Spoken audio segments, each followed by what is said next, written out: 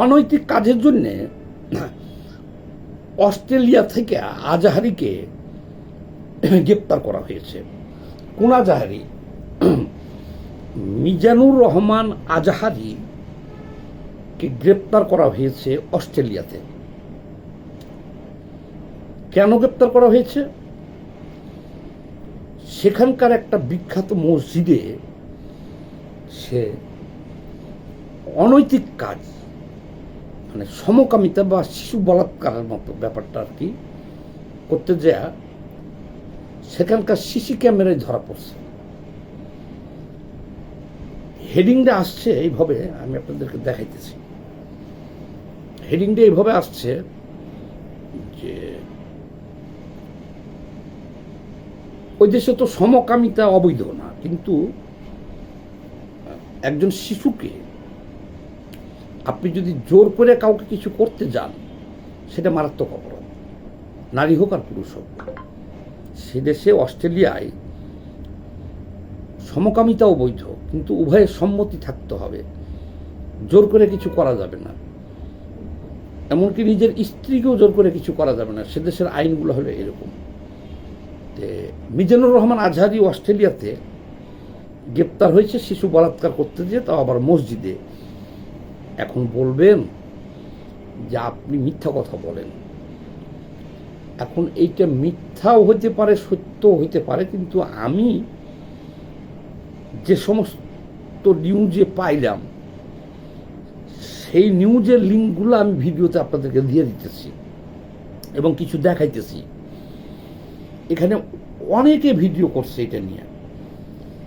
আসাদ নূর নামক একজনকে দেখলাম ভিডিও করছে, অনেক ডকুমেন্টস দিছে। তারপরে আর একজনকে দেখলাম ইসরাফিল নামক এক ব্যক্তি অস্ট্রেলিয়া থেকে ভিডিও করছে। আরও অনেকে এটাকে নিয়ে ভিডিও করছে, করে ছাড়ছে। অসংখ্য ডকুমেন্টস দিছে তারা এখানে। এখন রিয়েল ফ্যাক্টটা হলো আজহারি কি এখন ওখানকার জেলে আছে, পুলিশের নিরাপত্তা হেফাজতে আছে, নাকি তাকে ছাড়া হয়েছে, এই জিনিসটা আমি এখনো 100% নিশ্চিত না। কারণ আমি এই ভিডিওটা বানানোর আধা ঘন্টা আগে আমাকে ফোন দিয়েছিল লন্ডন থেকে একজন। সে বলতেছে যে লিডার আজহারিকে তো ছাড়ছে পুলিশে, ছাড়িয়ে দিছে, ডিপোর্ট করে দিছে। ডিপোর্টটা কি? যে সে আর ওই অস্ট্রেলিয়ায় কোনো অনুষ্ঠান করতে পারবে না। অনুষ্ঠান তো পরের কথা, সে অস্ট্রেলিয়াতে আসতে পারবে না। সে অস্ট্রেলিয়াতে আর আসতে পারবে না, তাকে অস্ট্রেলিয়া থেকে বহিষ্কার করা হয়েছে। তো আচ্ছা, যাই হোক, তো আমাকে জার্মান থেকে একজনের সাথে কথা হলো আবার ফোনে। উনি একটা ভিডিও করে ছাড়ছে, পরে ফোন দিলাম। উনি আমাদের পার্টির ছেলে আর কি, আমাদের বাংলাদেশ কমিউনিস্ট পার্টি মার্কবাদী করে জার্মান শাখার। ও বলল যে লিডার, আজহারির বিরুদ্ধে শিশু বলাৎকারের যে অভিযোগটা করে যে ভিডিওটা করছে সেটার ব্যাপারে আমি 100% নিশ্চিত না, কিন্তু একটা ব্যাপারে নিশ্চিত হলো কি, যে সে হিটলারের প্রশংসা করছিল। সে ওখানে একটা বয়ানে হিটলারের প্রশংসা করছে, আর মানে হিট স্পিচ ইউরোপ আমেরিকাতে এটা হলো মারাত্মক অপরাধ হিসেবে তারা ধরে। কোনটা? যেটা হলো হিট স্পিচ, মানে ঘৃণা ছড়ায় যেগুলো। যেমন ধরেন আজহারির এই বক্তব্য, ইনি যেটা বললো জার্মান থেকে, যেটা বললো আমাদের ছোট ভাই, যে তার যে হেট স্পিচের কারণে তাকে ডিপোর্ট করে দেওয়া হয়েছে, মানে অস্ট্রেলিয়ার পুলিশ তাকে গ্রেপ্তার করে 8 ঘন্টা রাখছিল হেফাজতে, তারপরে তাকে ডিপোর্ট করে দিচ্ছে। সে আর কোনোদিন অস্ট্রেলিয়া যেতে পারবে না। সেখানে সে ঘৃণা ছড়াইছিল। যেমন আমাদের এই হুজুররা যে বক্তব্য দেয় সেই বক্তব্যতে তো হিন্দুদের বিরুদ্ধে বলে, বিধর্মীদের বিরুদ্ধে বলে, বিধর্মী দেশে যেও বিধর্মীদের বিরুদ্ধে বলে। এই বোকাচোদা এরা কত বড় দেখেন, এরা বোকাচোদা দেখেই তো এরা মাদ্রাসায় শিশু বলাৎকার করে। গেছে বিধর্মীদের দেশে, সেখানে যে বিধর্মীদের বিরুদ্ধে বলে,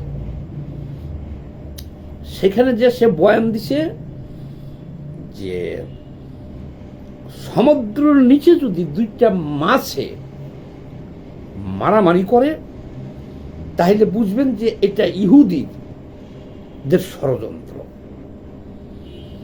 হিটলার দ্বিতীয় বিশ্বযুদ্ধে যে ইহুদিদেরকে হত্যা করেছিল, এটা সঠিক কাজ করেছিল হিটলার। এবং এই যে কয়জন ইসরায়েলে যারা আছে ইহুদি, এ কয়জন দিয়ে বাঁচিয়ে রেখা ভুল করেছিল হিটলার। এই কথাটা উনি বলেছেন ওনার বক্তব্যে। আরো একটা বক্তব্য ওনার পাওয়া গেছে ওখানে, নাকি বলল মনসুর বলল, এই ভিডিওগুলো আমি আপনাদের কমেন্ট বক্সে দিয়ে দিতেছি সব। আর একটা বক্তব্য দিচ্ছেন উনি ওখানে যে আল্লাহ রাসূলের নির্দেশ, বিধর্মীদের যেখানে পাও, বাংলাদেশে পাও, ইউরোপে পাও, আমেরিকায় পাও, কুবাও, তাদের হত্যা করো। এটাও জুসের ঠেলাই বয়ানে বলে ফেলেছে। একটা কথা মনে রাখবেন, দেখবেন হুজুররা যখন বক্তব্য রাখে তখন তাদের বয়ানের কোনো স্কেল থাকে না, লিমিট থাকে না, দাড়ি কমা থাকে না। তারা ফাল পারে আর বলতে থাকে, ফাল পারে আর বলতে থাকে।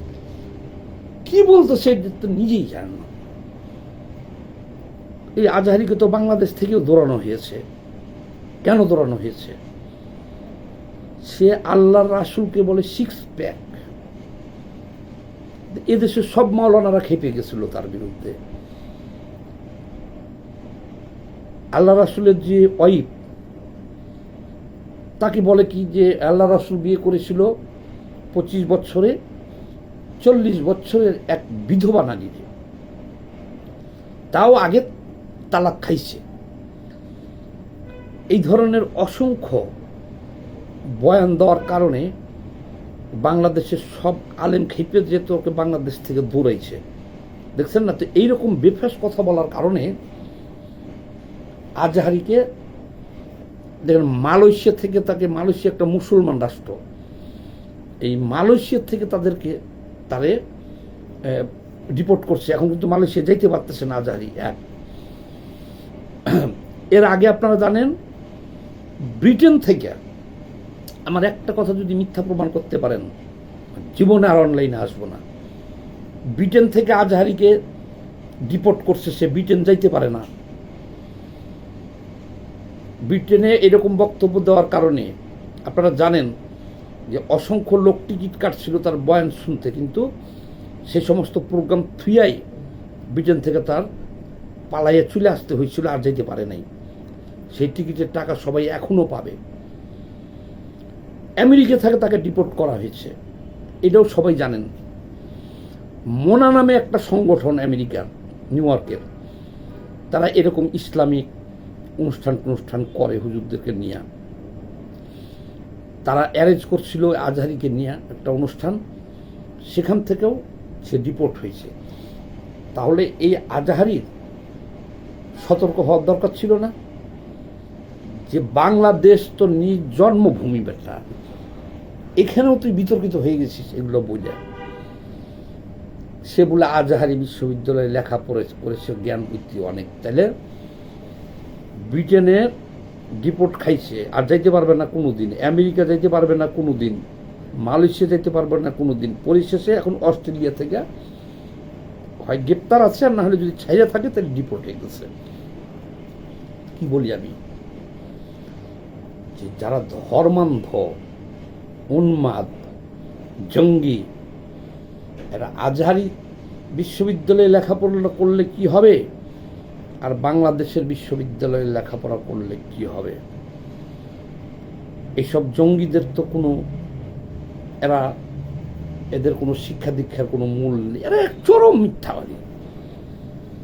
এরা ধর্মীয় ওয়াজ না করে চটি গল্প করে আর চরম মিথ্যাবাদী, অনেক বড় লেভেলের মিথ্যাবাদী। এদের মতো মিথ্যাবাদী এই পৃথিবীতে আর কাউকে পাইবেন না। এই যারা ধর্মের নামে ধর্ম ব্যবসা করে, অনেকে বলবো আপনি ধর্মের বিরুদ্ধে বলতেছেন।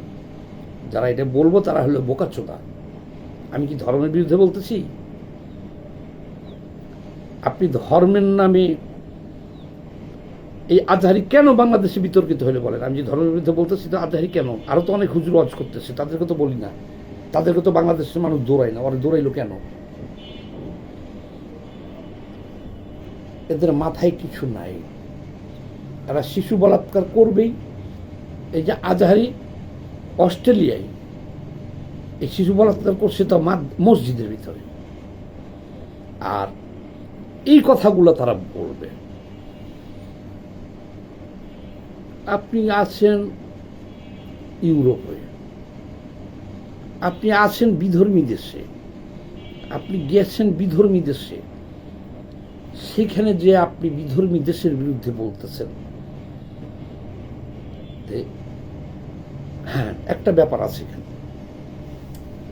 যারা দেখবেন জঙ্গি, এদের কোনো হিতাহিত জ্ঞান থাকে না, কমন সেন্স থাকে না। আমেরিকায় যে বাংলাদেশ থেকে আজহারি দৌড়ানি খাইছে, তারপরে আমেরিকা থেকে ডিপোর্ট হয়েছে, মানে আর কোনোদিন যাইতে পারবে না। ব্রিটেনে আর কোনোদিন যাইতে পারবে না। মালয়েশিয়াতে আর কোনোদিন যাইতে পারবে না। গেছে অস্ট্রেলিয়া, সেখানে গ্রেপ্তার হয়েছে এবং যদি ডিপোর্ট করে দিয়ে থাকে তাহলে আর কোনোদিন অস্ট্রেলিয়াও যাইতে পারবে না। তাহলে কি বুঝলেন এদের জ্ঞান কতটুকু? এগুলো ইউরোপ আমেরিকাতে চলে না।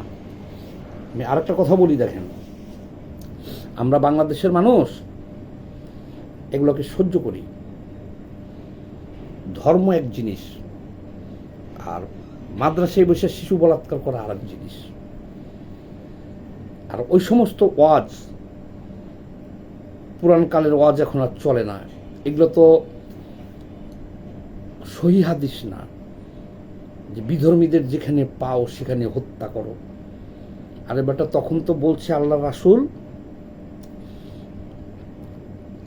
তখনকার কারণ একটা যুদ্ধ, তখন একটা গোত্র তারা যে সন্ধি চুক্তি করছিল সেই চুক্তি অমান্য করছে। তখন আল্লাহ রাসূল বলছিল যে এত তারিখের পর থেকে তাদেরকে যেখানে পাও সেখানে হত্যা করো। এখন যদি তোমরা এই কথা বলো তাহলে তো হবে না। দেখছো না ইরানের কি পরিণতি হইতেছে? এই খামেনি জঙ্গির কারণে ইরানে লক্ষ লক্ষ, ইরানটা ধ্বংস, শেষ, শুধুমাত্র এক খামেনি জঙ্গির কারণে। আর এই যে আজহারি, একজন ধর্মীয় বক্তব্য পাইল না যে সত্য কথা বলে, একজন ধর্মীয় বক্তা পাইলাম না যে সে শিশু বলাৎকার করে না, একজন ধর্মীয় কথা বক্তা পাইলাম না যে সে গাঁজাখোরের মতো কাহিনী বলে না। আমির হামজা, জামাতি বক্তাগুলো দেখেন, তারেক মনোয়ার, কাজী ইব্রাহিম, ওই রফিকুল, আরেকজন আছে রফিকুল আফসারি, নাম আর কতজনের কাছে বলব। আজকে একজনকে দেখলাম এই তেলের সংকটের জন্যে সে নাকি তার তেল ফুরিয়ে গেছিল, টাঙ্কি খুলে ফু দিছে, সেই এক ফুতে সে 1 মাস গাড়ি চালাইছে, তেল লাগে নাই। আরেকজনের দেখলাম সে জিনের বিয়ে পড়াইতেছে। আর এই যে যাদের নাম বললাম, একজন গাঁজাখোর, গাঁজার নৌকা পাহাড় দিয়ে যায়, একজন গাঁজাখোরও এত মিথ্যা কথা বলতে পারে না, কারণ তার একটা লজ্জা শরম আছে। কিন্তু এদের বিরুদ্ধে আপনাদেরও বলতে হবে, এরা প্রতারক, ধর্ম ব্যবসায়ী। এরা চটি গল্পকারক, এদের সাথে এদেরকে যদি আপনি জুতা দিয়েও পিটান আপনার গুনাহ হবে না। আপনি মুসলমানই থাকবেন। আপনার দেখতে হইব যে আপনি আল্লাহ রাসূল কোরআন হাদিস মানেন কিনা, চার কালেমা মানেন কিনা, আল্লাহ রাসূল বিশ্বাস করেন কিনা, তাহলেই আনা। আবার এই ধর্ম ব্যবসায়ীদের মনোপত না হলে আপনাকে নাস্তিক উপাধি দিবে। দেখেন না ওদিনকে আমির হামজা নাস্তিক বলে ফেলাইছে টুকু একজন মন্ত্রীকে। এবারটা নামাজ পড়ে, আল্লাহর বিশ্বাস করে, রাসূল বিশ্বাস করে, সে নাস্তিক হয় কেমন? কিন্তু ধর্ম ব্যবসায়ীদের স্বার্থে আঘাত লাগলেই আপনাকে নাস্তিক বলে ফেলবে। ধন্যবাদ। সবাই ভিডিওটা বেশি বেশি করে একটু শেয়ার দিয়ে দিন।